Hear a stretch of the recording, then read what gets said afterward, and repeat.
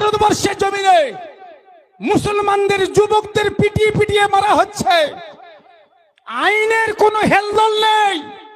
শুধু তাই নয়, যে মিয়া বিবি ভারতবর্ষের জমিনে তথা এই বাংলার জমিনে মুসলমানদের ভোট নিয়ে ক্ষমতা আছে, সে আবার বলছে ওয়াকফ আন্দোলন এখানে করা যাবে না, দিল্লি চলে যান। আরে কথা বলে না কেন? আমাদের ভোট নিয়ে তুমি গদিতে থাকবে আর তুমি আমাকে বলবে এখানে আন্দোলন করা যাবে না। তুমি যখন ভোট চাইবে তাহলে আমাদের কাছে আর চাইতে পারবে না, দিল্লি গিয়ে চাইবে। ঠিক না বাটি? আল হক মুররুন, হক কথা বললে তিতো লাগে। এটা আমাদের ইমানি দায়িত্ব, কোনো পার্টিগত ব্যাপার নয়। মুসলমানদের ইমানি দায়িত্ব।